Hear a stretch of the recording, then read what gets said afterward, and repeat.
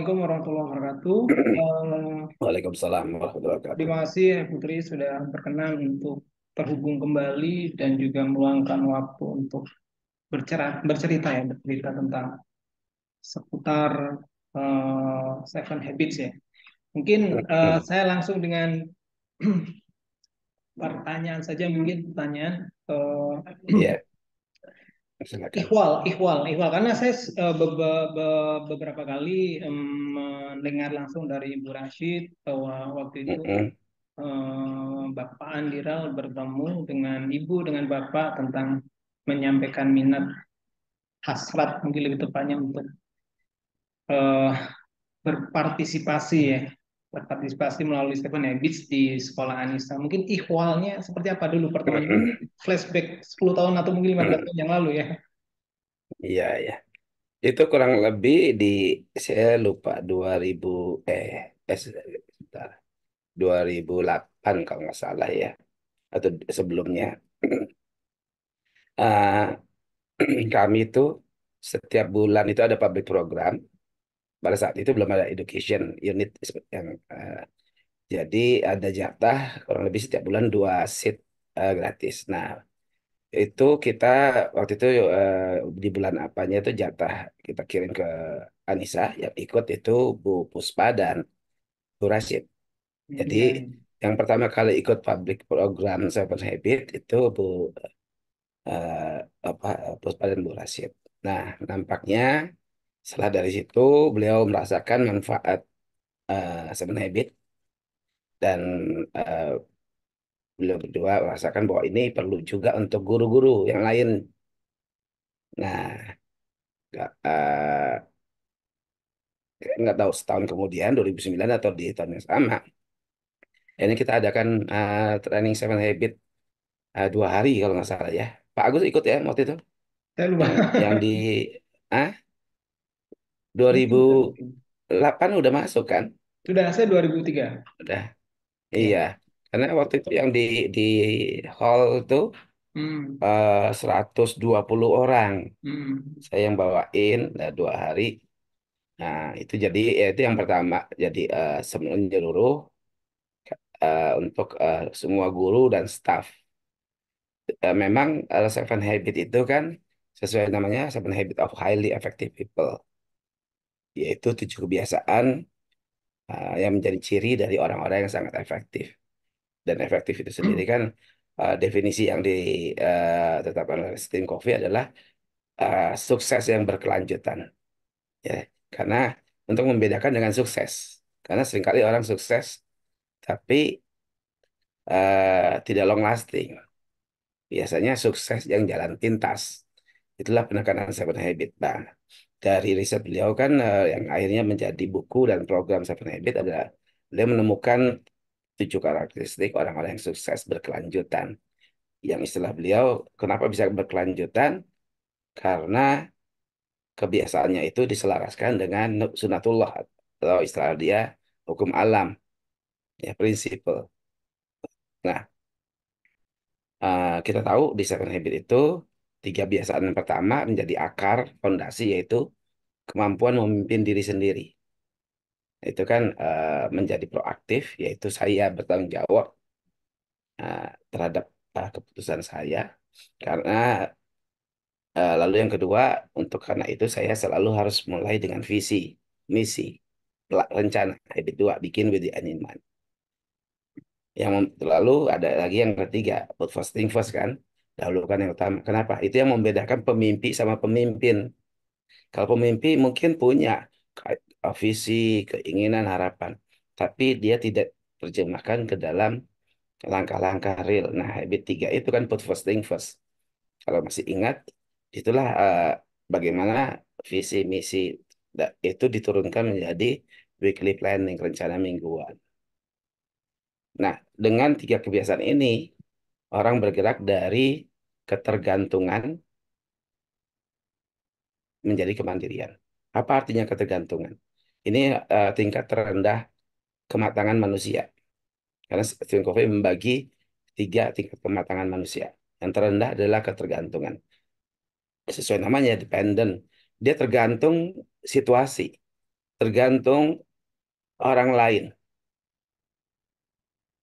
Maksudnya apa? Misalnya, sebagai guru, ada guru-guru yang masih merasa, saya agak sulit nih mengajar siswa-siswa di kelas ini.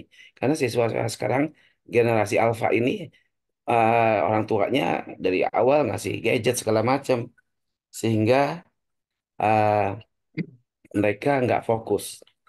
Saya boleh terima telepon dulu dari atasan saya? Oh, silakan, silakan. Bentar ya. Halo, Share. Aku lagi ada wawancara meeting dengan Anissa. Oke ya, 1 jam.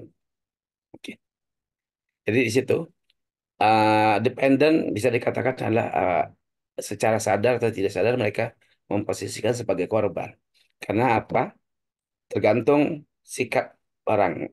Misalnya seorang guru merasa kinerjanya tergantung kualitas peserta didiknya. Kalau kalau eh, sehingga seringkali kalau mintanya eh, statementnya yang cirinya menjadi sering menyalahkan keadaan atau tergantung kebaikan atas kepala sekolah dan yang lain. Nah, independen adalah ketika dia sudah tidak tergantung lagi pada situasi atau lingkungan. Artinya apa? Ya, dia menghadapi ya mungkin kepala sekolah yang sibuk atau tidak perhatian. Tapi visinya, and in mind dia sebagai guru yang profesional, loyal, dia akan cari cara untuk bisa menyelesaikan tanggung jawabnya tanpa harus tergantung pada kebaikan hati orang lain dan lain-lain. Anak-anak didiknya entah kenapa yang angkatan tahun ini kok agak sulit dia untuk diajak diskusi segala macam daripada dia berhenti dengan ya masalahnya di anak itu apa yang saya bisa lakukan nih, ada cara lain apa nih, karena dia berfokus pada tadi end in mind dia, bukan keadaan. Nah, ini yang membuat orang, tiga kebiasaan itu yang membuat orang bergerak menjadi kemandirian. Nah, Stephen Covey ingatkan dari risetnya, kemandirian itu akan membawa kita sukses. Tapi ada fakta hukum alam bahwa kita tidak bisa juga hidup sendiri. Nah, artinya dia menemukan ada tiga kebiasaan lain yang diperlukan untuk bisa bekerja sama dengan orang lain. Makanya itu ada kebiasaan empat, berpikir menang-menang, bukan menerima aja kalah menang atau mau menang sendiri. Lalu untuk bisa menerapkan pola pikir menang-menang di kebiasaan lima kan, komunikasi menang-menang yaitu apa? Berusaha memahami dahulu, lalu dimengerti. Ini kebiasaan yang paling sulit. Nah, tantangan terbesar di guru, pendidik, atasan, atau kepala sekolah, karena merasa paling tahu, lebih tahu, ke praktek ini yang paling lemah. Termasuk saya sebagai fasilitator. Saya perlu terus mengingatkan diri untuk bahwa prinsipnya dalam komunikasi antar dua pihak, pahami dahulu baru dipahami.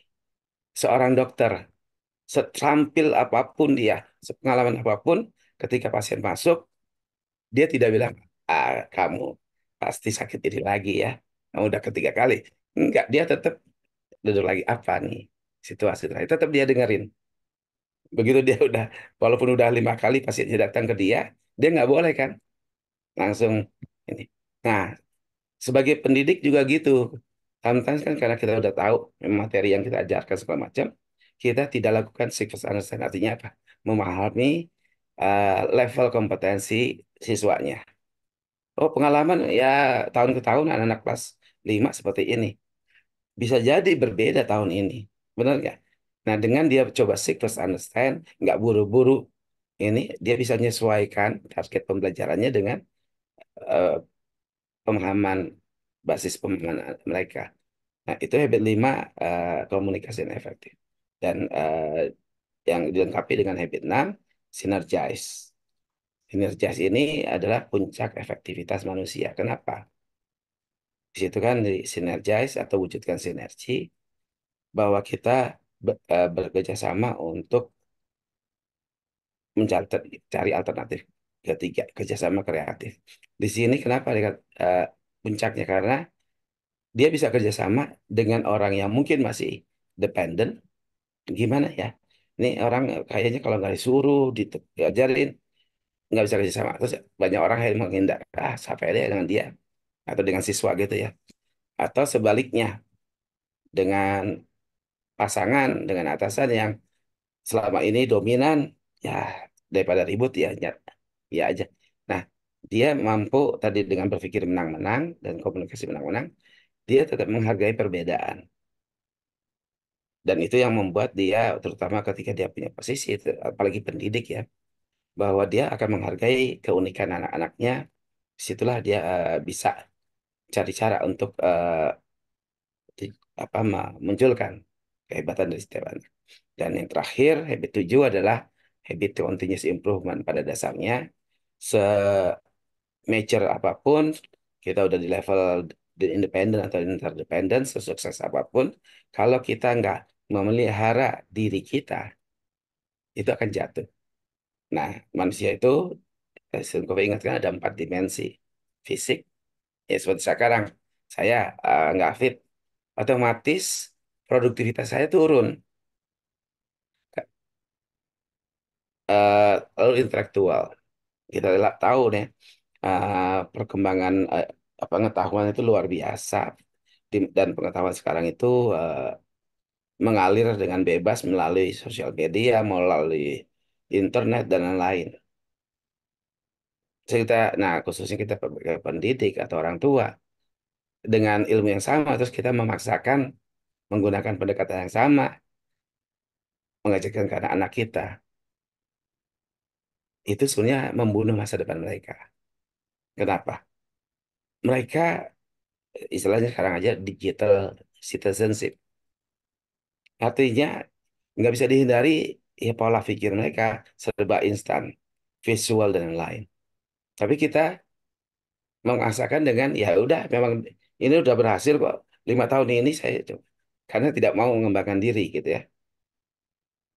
Ya, mereka harus, nah artinya sebenarnya berarti kita selama mengajar mereka, kita sudah mematikan kesempatan dia untuk bertumbuh karena memaksakan mereka dengan gaya kita. Nah, sosial emosional, hubungan. Hubungan itu kan juga naik turun. Pasangan aja. Nah, kalau soal, misalnya waktu pacaran itu kayaknya saling memberi. Begitu nikah, saling menuntut. Nah, harus dijaga. Begitu punya anak, mulai, aduh, ada anak nih, relationship dengan pasangan mulai berkurang. Cuman ngobrol yang penting-penting. Nggak pernah one on one lagi kan. Dulu kayaknya kalau waktu pacaran, secara umum ya, itu kayaknya kalau nggak ketemu seminggu aja, ada yang hilang. Nah, kenapa setelah menikah, perasaan itu nggak ada? Ya udah, kan setiap hari ketemu. Padahal setiap hari ketemu kan bukan nyambung rasa. Dengan mertua, dengan orang tua, dengan rekan. Nah, sosial emosional. Yang terakhir, spiritualitas. Ya, udah jelas itu fondasi. Jadi, orang yang efektif dan berkelanjutan menerapkan seven habit ini. Nah, waktu itu visi almarhum Pak Rasid dan Bu Rasid, tentunya Bu Rasid kan adalah pembelajar sejati, luar biasa. Ya, setiap ketemu tuh, wah, Panila udah baca buku ini, ada aja buku yang dibawa. Nah, dia ikut Seven Habit, wah lihat ini bagus. Dia ikut ingin tularkan kepada teman-teman sekalian gitu ya. Nah, jadi itu awal bagaimana Seven Habit diterapkan. Tentu di 2008 atau 2009 itu mulai di guru-guru. Yang harapannya guru-guru Anissa mulai bisa lebih bersinergi lebih baik, uh, lebih proaktif, dan seterusnya. Nah, dalam perjalanannya, uh, Franklin Covey, Dunamis adalah perwakilan resmi dan satu-satunya eksklusif di Indonesia untuk Franklin Covey, baik yang corporate maupun yang education. Jadi program Seven Habit tadi. Nah, untuk leader ini itu mereka mulai luncurkan 2009. Masuk Indonesia juga 2009. Yang unik dari beda orang sering rancu antara Seven Habit sama Leader in Me. Seven Habit itu adalah tadi untuk personnya, individunya. Jadi untuk guru yang efektif, suami yang efektif, siswa yang efektif. Jadi pembelajaran untuk mengembangkan kebiasaan-kebiasaan. Leader ini adalah membangun habitatnya, ekosistemnya.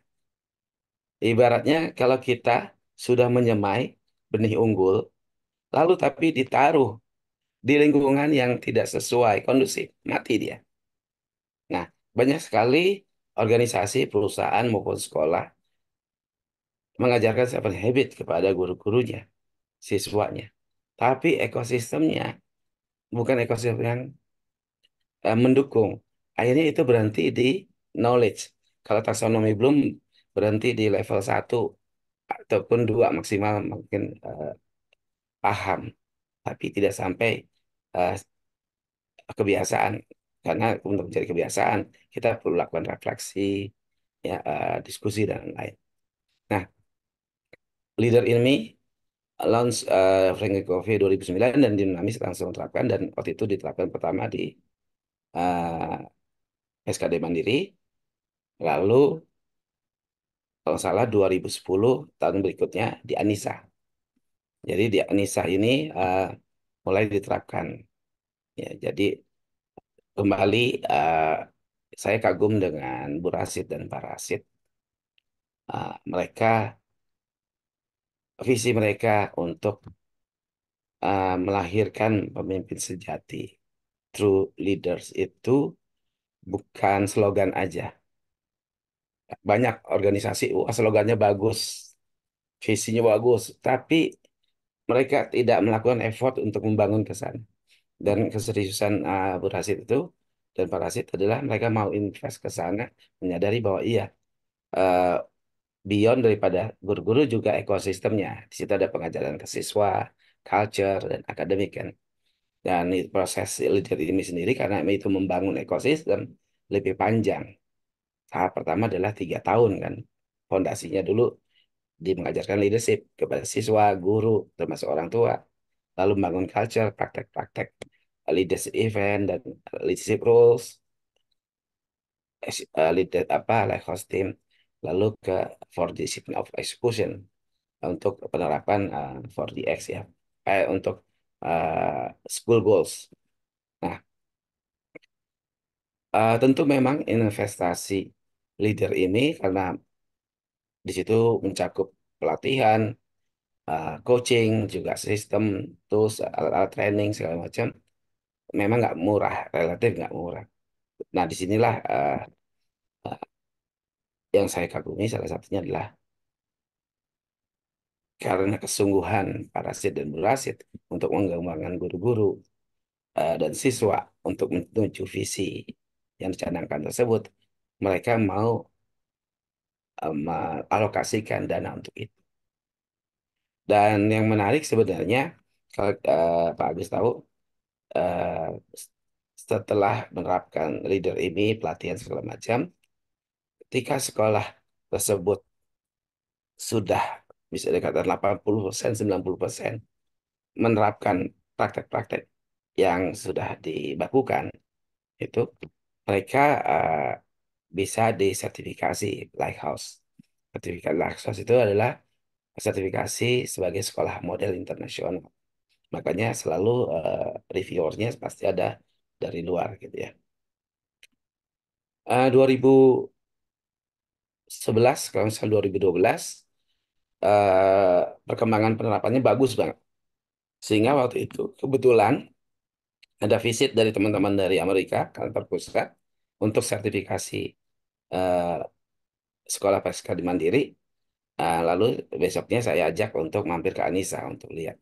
Dari kunjungan itu, mereka mengagumi, bilang, wah ini kayaknya tinggal apa ya, coaching sedikit ini udah siap untuk Lighthouse.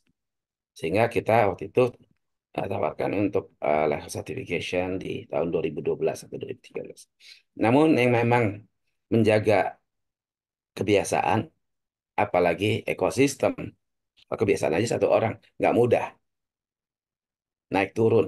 Apalagi ini ekosistem di mana kebiasaan ratusan orang, karakteristik yang berbeda, itu nggak mudah. Sempat turun proses penerapannya eh, sampai akhirnya di 2014 akhir atau 2015 awal itu dalam proses silaturahmi, diskusi segala macam, keinginan para Rasid dan teman-teman manajemen untuk push lagi untuk disertifikasi itu menguat. Sehingga saya bilang kalau iya, pendampingannya akan diintensifkan. Sehingga kita istilahnya gini, kalau ke sebelah sepak bola, eh, kalau udah targetnya misalnya tingkat Asia, selain latihan-latihan biasa, tanding-tanding dengan sebelasan negara lain itu dilakukan kan. Jadi diberikan eh, perlu memang sama juga kalau dulu ya sebelumnya kan ada ujian nasional kelas 6, kelas 9, kelas 12. Ketika menjelang ujian nasional kan kita nggak, ya kan udah belajar, ya tinggal ke ujian. Kita tetap bukan nggak percaya kesiapan mereka. Perlu di ya beberapa bulan terakhir ada pengayaan segala macam. Tujuannya menjadi lebih siap seperti itu.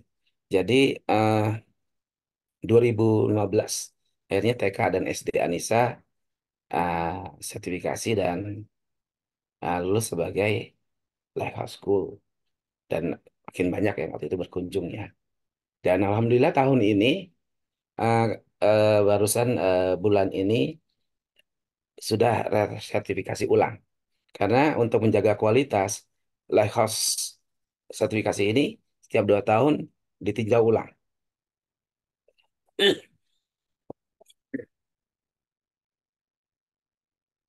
Ya, untuk menjaga kualitas. Karena tadi kembali, kenapa?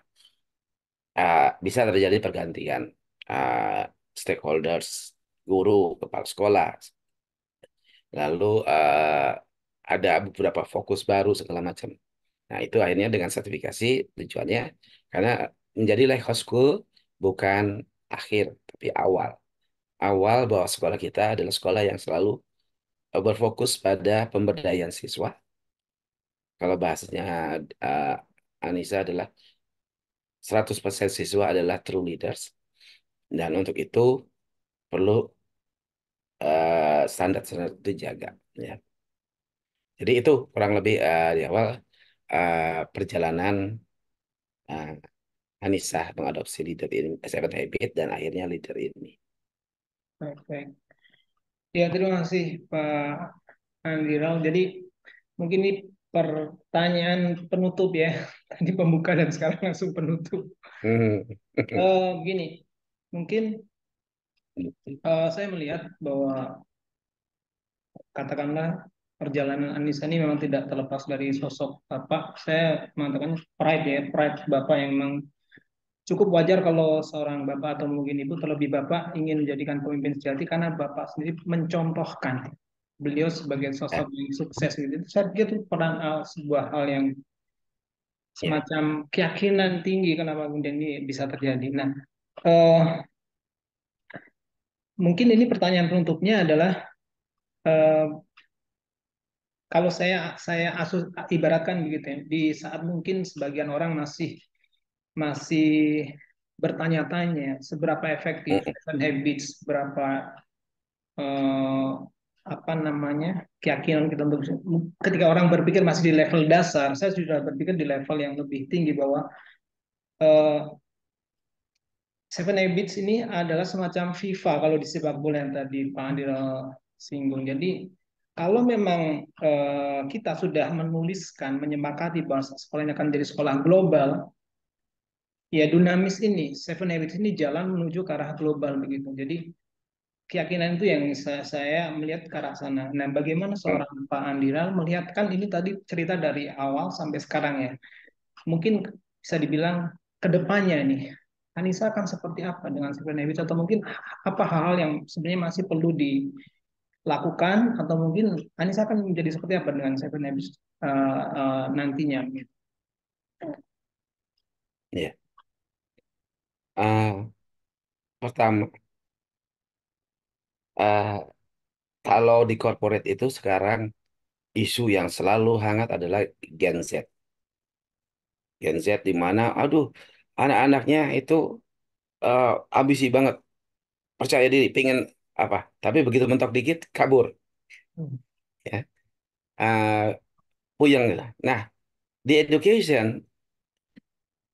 udah bukan Gen Z lagi yang dihadapi, Gen Alpha sekarang.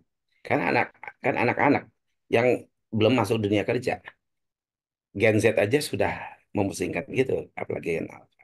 Nah, guru-gurunya mungkin ada sebagian Gen Z atau ada milenial bahkan gap generasi ini begitu tinggi. Artinya seringkali tanpa sadar apalagi, nah ini jebakannya makanya kenapa second habit itu menjadi penting untuk terus dikaji, didalami, direfleksikan. Karena sebenarnya habitnya nggak berubah, tapi tantangannya berubah. Misalnya tadi praktek dari habit 7, Seven the Soul. Apakah kita eh, merem mata terhadap eh, bagaimana anak-anak sekarang, ya misalnya yang anak-anak TK, pengasuh maupun orang tuanya untuk menenangkan tuh gampang tinggal kasih gadget apa cepat tenangnya. Nah, bagaimana pendekatan di kelas? Apakah kita tutup mata terhadap perubahan itu? Apakah kita akan terima nasib aja? Atau kita melakukan diskusi brainstorm? Gimana sosial emotional skill anak ini yang dengan pengaruh itu menjadi turun karena mereka menjadi tidak terlatih sosial emotional skillnya. Di rumah mati, sekolah. Nah, makanya di situ kan ada leadership role segala macam selalu diperkaya. Jadi leadership roles mungkin tidak lagi seperti yang 10 tahun. Sayang sekali kalau di kelas leadership roles, tahu, kalau saya bicara leadership role kan tahu ya, itu masih sama dengan 5 tahun lalu. Mungkin perlu diajak anak-anak diskusi kebutuhan kelas kita. Hmm. Perlu ada pemimpin apa lagi ya? Karena leadership roles itu tujuannya adalah kalau kita bilang setiap anak adalah pemimpin, artinya kasat mata. Kalau struktur ada ketua kelas, wakil, bendahara, steam tiket itu bertentangan dengan apa yang kita komunikasikan. Makanya ada leadership roles, ada 20 anak, 20 peran kepemimpinan. Nah, tantangannya seringkali yang saya temukan di banyak sekolah, dan ini bisa jadi juga di Anissa, eh, wali kelas ya nggak mau bertumbuh, nggak mau melihat situasi ini sehingga tidak mengajak siswa atau mempelajari mungkin peran-peran kepemimpinan apa yang berbeda. Yang satu sisi mengajarkan mereka untuk mengembangkan skill-skill leadershipnya, termasuk ke sosial emosionalnya dan seterusnya. Ya, jadi eh, penerapan baik seven habit maupun leader in me itu akan terus berkembang. Prinsipnya yang sama. Nah, di situ. Nah, itu satu. Yang kedua, karena itu kita perlu membuka diri untuk saling benchmark. Ini yang menjadi sangat penting. Apalagi as a global true leaders misinya. Artinya banyak sekolah, ya pokoknya mirip-mirip dah ya. Global apa, internasional apa, segala macam. Lalu cirinya apa? Oh, ngajarnya dalam bahasa Inggris, ya kan? Buku-bukunya Cambridge udah menjadi global. Itu sebenarnya bukan global. Kalau anak-anak ini tidak di-provide dan guru-gurunya tidak provide untuk belajar interaksi dengan komunitas global. Biasanya kalau ada opportunity yang pergi benchmark, kepala sekolah, tim manajemen, benchmark ke Singapura, ke segala macam. Nanti tahun berikutnya kemana? Dia lagi kan. Tapi jadi guru-guru apa? Cuman dapat sisanya, ceritanya aja. Keuntungannya dengan leader ini sebagai global community, sekarang bisa dijangkau, semua guru punya kesempatan, bahkan siswa punya kesempatan untuk benchmark. Makanya dengan global di kita, Anissa alhamdulillah mulai tahun 2023, 2024 udah beralih kepada leader IMI digital. Di situ ada fasilitas, udah digunakan oleh Pak Agus belum? Itu ada fasilitas Iya, untuk iya. namanya Global Connect.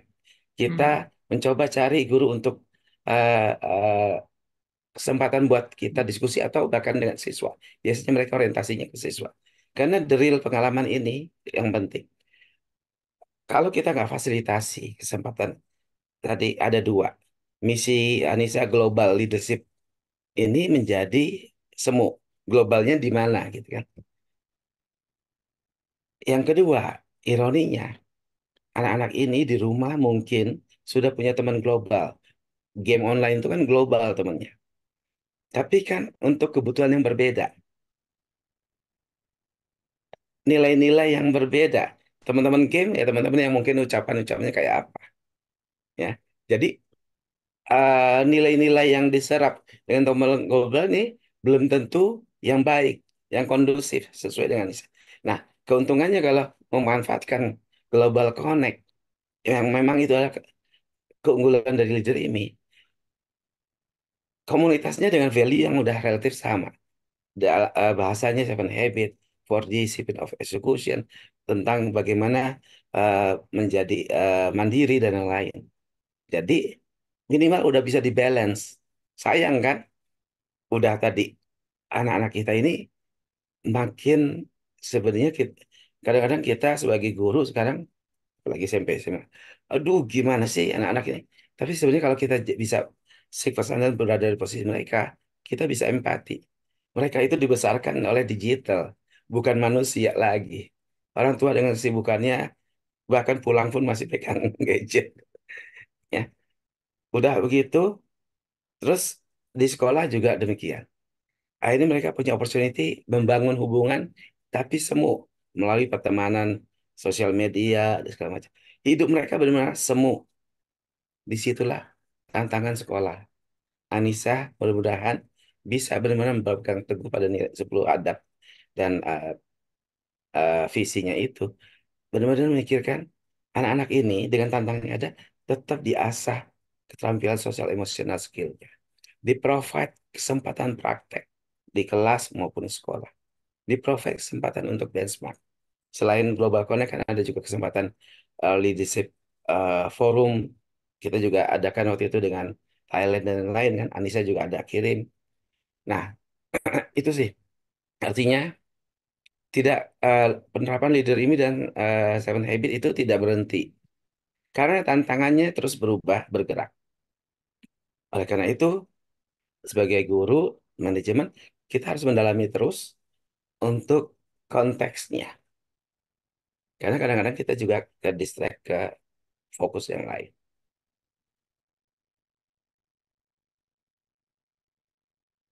Itu yang Ya, bisa saya sampaikan. cukup insya Allah ya. Ya, menurut Pak Agus gimana? Ya, Cukup itu untuk bahan yang akan ya. porsi itu.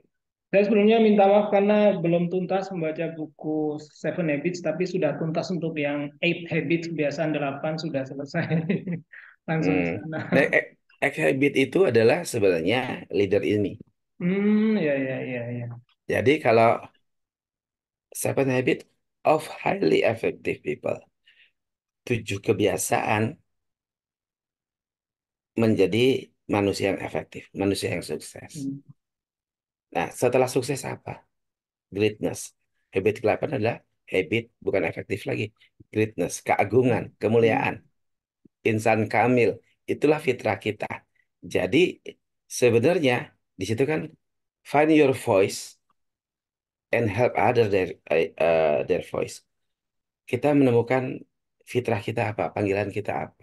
Disitulah kenapa uh, multiple intelligence dan leader ini tuh kenali karakteristik anak-anak, bagaimana mereka akhirnya confidence menjadi pemimpin, pemimpin sholat, pemimpin pemimpin bahasa Indonesia, pemimpin menulis, sehingga mereka merasa selama ini hanya yang berprestasi, siswa berprestasi. Siapa itu siswa yang berprestasi? Unggul di semua akademik. Jadi sisanya apa? Allah tidak menciptakan hanya segelintir orang sebagai khalifah. Khalifah itu semua manusia. Itu fitrah.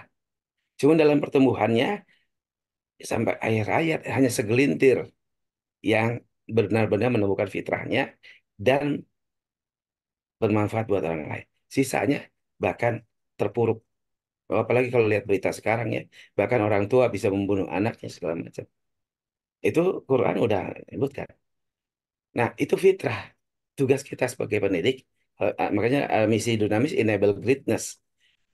Kalau memunculkan fitrah, keagungan, kemuliaan di individu. Kita ingin dengan bekerja sama Anissa, Anissa memiliki metodologi, fasilitas, mitra untuk gimana terus-menerus bisa memunculkan kehebatan, keagungan dari anak-anak kita. Karena itu fitrah. Berarti anak TK bisa nggak? Bisa, fitrah. Makanya kita ketika paradigma seperti itu, kita bisa lihat keluar biasaan dari anak TK dan seterusnya. Yang membatasi keagungan mereka adalah lingkungan. Tanpa sadar, nasihat yang baik menjadi perangkap.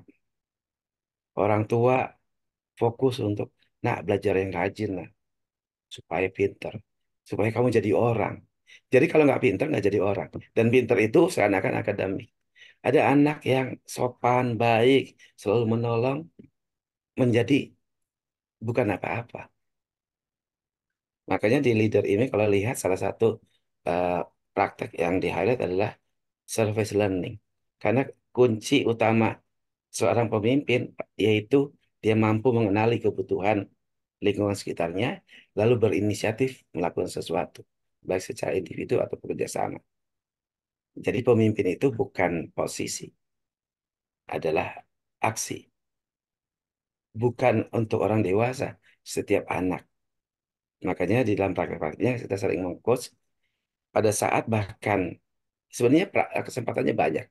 Ramadan itu kesempatan.